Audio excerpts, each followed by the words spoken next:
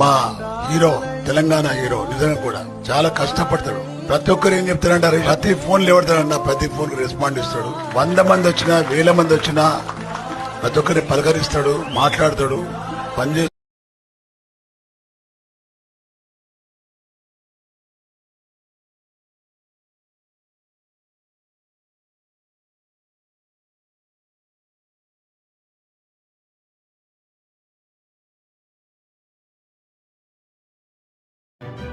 చెయ్యి చాచినంత మాత్రాన చేతగాని వారు కాదు, సాయం కోరినంత మాత్రాన అసమర్థులు కారు.